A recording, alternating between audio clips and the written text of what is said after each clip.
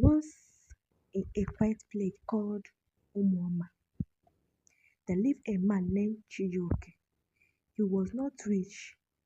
He had no cows, no fine clothes, no lands, and no big house.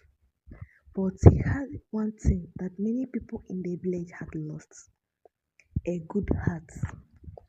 Chijioke lived in a small mud house with a leaking roof. He sold firewood at the village market. Every morning, he went into the bush with his cutlass, cutting woods, dry it in bundles, and carry it on his head to sell. He earned just enough to buy food for one day, but still Chijioke smiled. He greeted everyone. He helped the old people carry their loads. He gave small children fruit. And if someone was hungry, he would give them his own food. People called him madman with a good heart. They laughed at him. Chijioke, you don't even have a wife. They would say, what is the use of your kindness? But Chijioke always said, I may not have much, but I still have something to give. There was one man who never laughed at Chijioke, Ozioma. He was an old widow who lived two compounds away.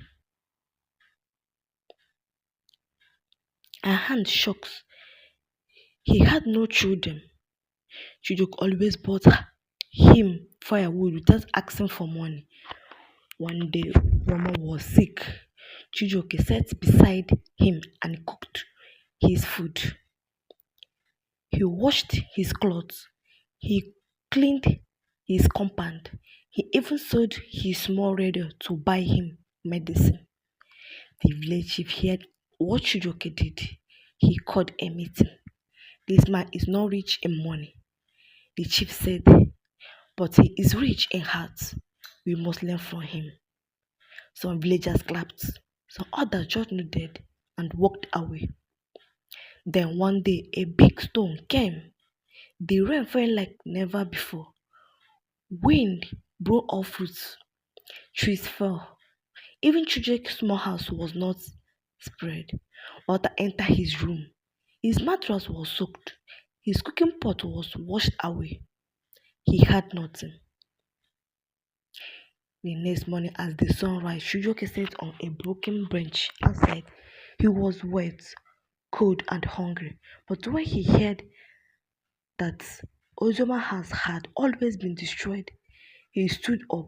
He walked through the mud road, carrying a piece of dry cloth he had found. He gave it to Ozoma to cover himself. Even now, he said, I still have something to give. That day, a woman named Ngozi visited the village. She was from the city and worked with a radio station. She came to see her grandmother, who told her the story of Chijioke.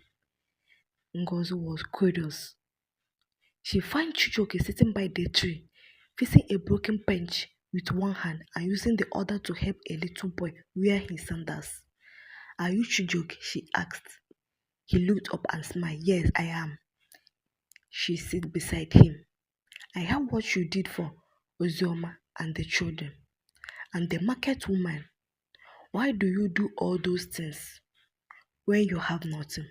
Chijioke looked at the sky. When I was a child, my father told me something. He said, Chijioke, a man's true value is not what he has, but what he gives. I have nothing, but I can give kindness. Ngozi took his photo and recorded his voice. She shared his story on the radio and social media. A few days later, something strange happened.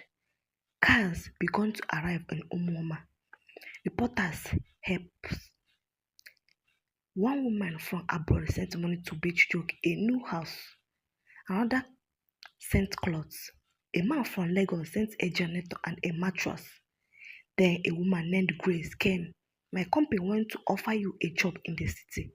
You will help us lead a team to support poor people in different villages. We will give you a good house, a good salary, and a good car. Chijioke replied, let me stay. Let me build a center here where people can come for help. Let's call it House of Kindness. Chijioke used his blessing well. He built small houses for widows. He paid school fees for orphans.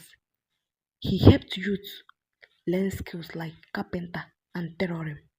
He planted trees. He repaired walls and started free evening lessons for children. Years passed. The House of Kindness became a place of hope.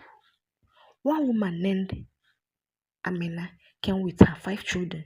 Chijoke gave her food and a small room to sleep. And later, he connected her to a woman who taught her how to sew.